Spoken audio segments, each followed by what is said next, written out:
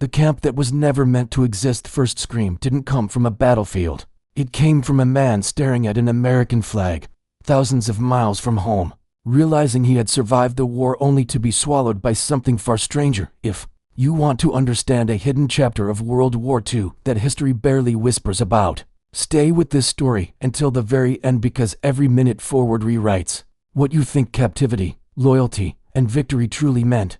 The Atlantic wind cut like a blade across the Moroccan coast.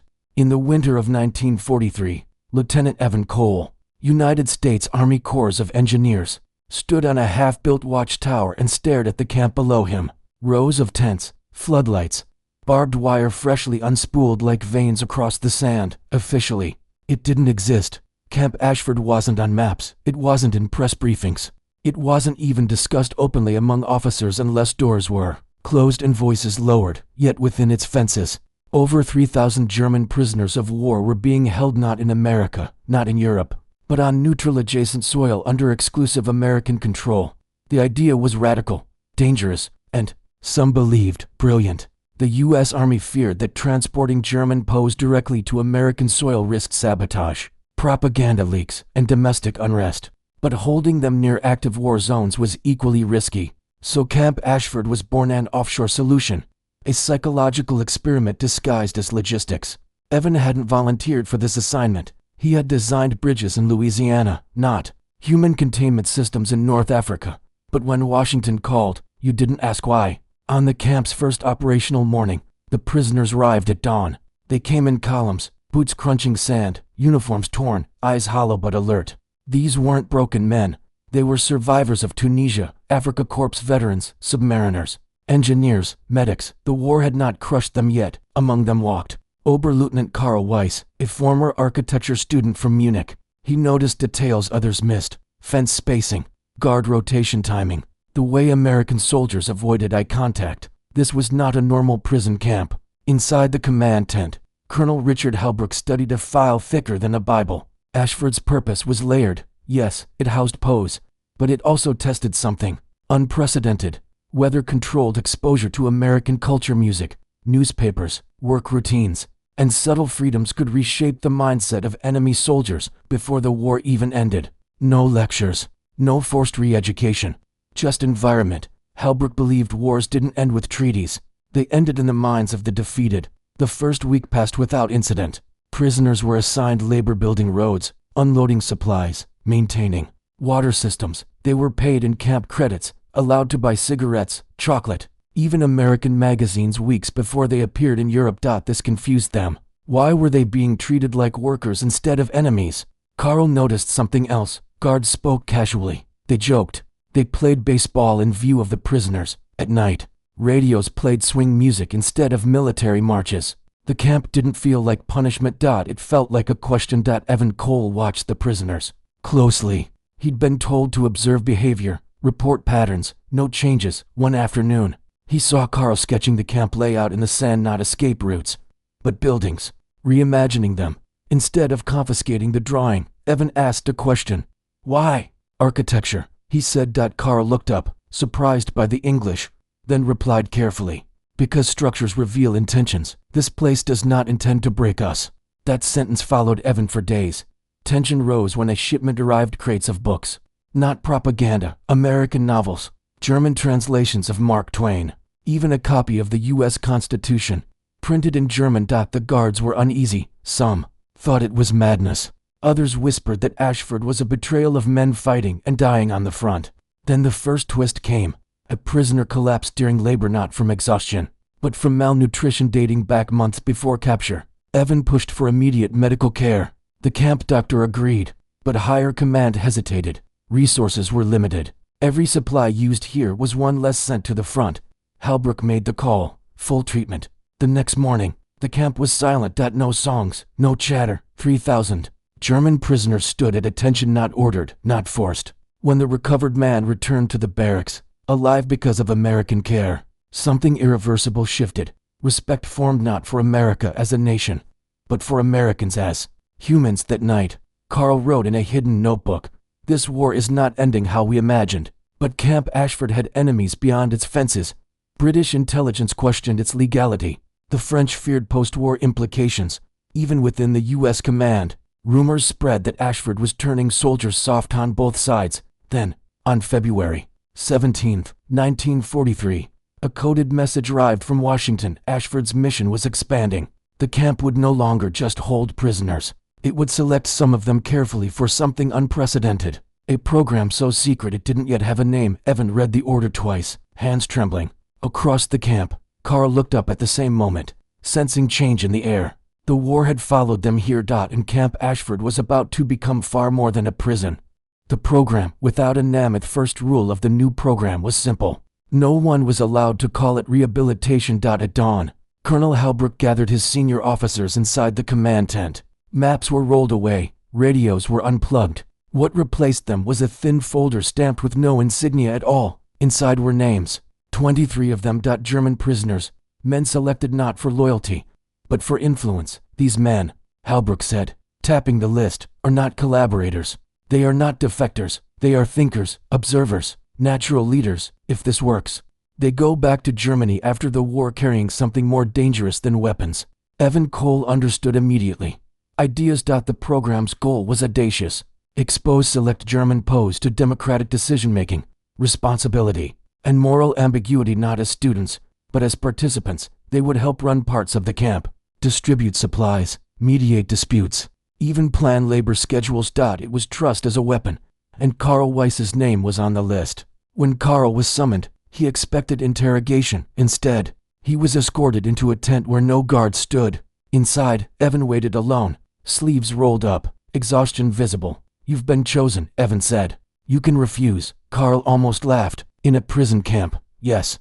That single word unsettled Carl more than any threat could have. Within days, the program began quietly. Carl and the others were moved to a separate compound. Not better, not worse, just different. They were given clipboards, not rifles. Problems, not orders. The first task was simple. Manage food distribution fairly among prisoners. It failed within hours. Old hierarchies resurfaced. Former officers demanded priority. Ideological hardliners accused the participants of betrayal. A fight broke out. Blood hit sand. Evan watched from a distance, resisting the urge to intervene. This was part of it. Democracy wasn't clean, it was friction. That night, Carl confronted the others. "We were taught obedience," he said, voice steady, "not judgment. This camp is forcing us to choose without permission. That is the test." Some walked away. Others stayed. The next weeks were relentless. Responsibility weighed heavier than captivity ever had. Every decision angered someone. Every mistake echoed. Carl began to understand something terrifying. Freedom required accountability outside the compound. Rumors spread. Prisoners whispered that Ashford was trying to break them mentally. Guards whispered that the Germans were being groomed. Then came the second twist. A letter arrived from Germany. It was heavily censored, delayed by months, but real. Carl's sister wrote of bombings in Munich, of hunger, of neighbors disappearing, of faith unraveling. Carl read it 3 times, hands shaking.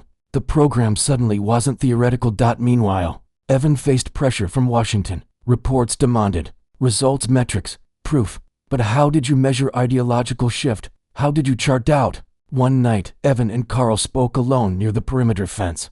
The desert was silent. "Do you think this is manipulation?" Carl asked. Evan didn't answer immediately. "Yes, but so is every uniform, every anthem, every speech you've ever heard.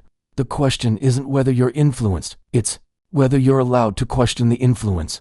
Carl stared at the fence. "If I return home changed, I will be called a traitor." Evan nodded. "If you return unchanged, the war never really ends."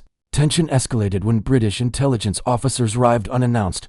They inspected the camp, questioned guards, demanded access to the special compound. Halbrook refused. Within hours, Ashford was under investigation. The program was ordered, suspended. That night, chaos erupted. A group of ideological hardliners attacked the compound, accusing the participants of collaboration. Fists turned to knives, fires broke out. Guards rushed in. Shots were fired, warning shots, but shots nonetheless. Carl shielded another prisoner from a blade. Evan tackled a man twice his size. Order was restored, but something was broken. Trust had been exposed. The next morning, Washington sent a final directive. Camp Ashford would be shut down within 60 days. Prisoners transferred, records sealed. The program had failed, or so it seemed. Before the shutdown, Halbrook made one last decision. The participants would not be punished, they would be quietly separated, documented, and after the war released early, Evan protested. They'll be hunted, branded, Halbrook replied, or they'll rebuild something better. History doesn't move without risk.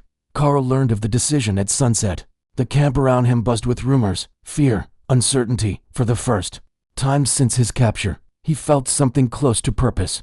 He buried his notebook that night beneath the sand near the fence. Inside were sketches not of camps, but of cities without walls. Evan watched him from afar, realizing this experiment would leave no monuments, no medals, only consequences. And somewhere far beyond the desert, the war raged on, unaware that, in a forgotten camp, the most dangerous battle had already been fought.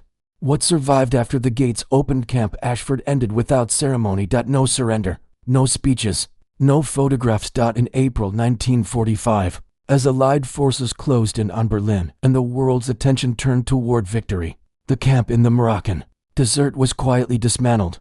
Tents came down, watchtowers were stripped, documents were burned in oil drums until the smoke disappeared into the sky. By design, nothing remained. Lieutenant Evan Cole watched the last convoy leave at dawn. Trucks carrying German prisoners rolled east, their destinations classified even to him. Among them was Carl Weiss, standing in the open back of a truck, posture straight, face unreadable. They did not wave. Some goodbyes were not meant to look like hope. Evan returned to the United States weeks later. There was no debrief worthy of the name. One officer skimmed his file, stamped it, and said, "That assignment never officially happened." Evan tried to speak anyway. He spoke about responsibility, about choice, about how enemies changed when treated as participants instead of subjects. The officer closed the folder. "The war's over, Lieutenant. People want clean stories." Evan left the army that year. He became a civil engineer again. He married. He built bridges across rivers that had nothing to do with war. But sometimes, when he watched people cross those bridges, he wondered what invisible weight they carried. Carl Weiss returned to Germany in late 1945. Munich was no longer the city he remembered. Buildings lay open like broken teeth. Authority was fragmented. Hunger was constant. And everywhere, people waited to be told what to think next. Carl didn't announce where he had been. He didn't mention Camp Ashford. He simply started helping. He organized debris removal teams. He mediated disputes over food distribution. He insisted on meetings where decisions were argued, not dictated. At first, people resisted. Then they noticed something strange. Carl didn't promise certainty. He invited disagreement. Within months, a small council formed around him. Former soldiers, widows, laborers. They argued fiercely. They voted. They failed. They adjusted. No one called it democracy. They called it survival. Similar stories unfolded elsewhere. In Hamburg, a former U-boat officer helped design fair labor rotations. In Stuttgart, an ex-Afrika Korps sergeant organized transparent housing assignments. None of them referenced the same source. None of them spoke publicly. But the patterns were there. American intelligence noticed. So did the Soviets. Files were opened. Names were cross-referenced. Something uncomfortable emerged. A statistically improbable number of former German POWs held in overseas American camps were playing stabilizing roles in post-war reconstruction, without political extremism, without violent ideology, without allegiance to occupying forces. They weren't pro-American. They were post-war. Washington buried the analysis. The narrative of victory needed heroes and villains, not psychological gray zones. Camp Ashford remained classified. In 1961, Evan Cole received a letter with no return address. Inside was a photograph. A rebuilt public square in Munich. Children playing. Adults arguing around a notice board. At the back of the photo stood Carl Weiss, older now, watching not leading. On the back of the photograph was a single sentence. Structures reveal intentions. Evan sat for a long time after reading it. Carl died in 1989, weeks before the Berlin Wall fell. At his funeral, no flags were displayed. No speeches mentioned war. A former student spoke instead. "He taught us that obedience is easy," she said. "Responsibility is hard, and freedom is heavier than chains." No one there knew about Camp Ashford, but they lived its outcome, history. Books would later describe post-war Germany as a miracle of reconstruction, driven by economics, alliances, and political will. They would not mention desert camps without names. They would not mention American officers who trusted enemies with choice. They would not mention prisoners who learned that power could be shared, not seized. But history is not only what is recorded. It is what quietly shapes what comes next. Camp Ashford never existed on paper, yet its true legacy crossed borders, rebuilt cities, and influenced a generation that chose debate over obedience. And that raises an unsettling question. If the most powerful weapon of the war was not force, but trust, what conflicts today are still being fought the wrong way? Because sometimes the future isn't decided on battlefields. It's decided in forgotten places, by people no one planned to remember, who were given one dangerous gift: the chance to choose differently.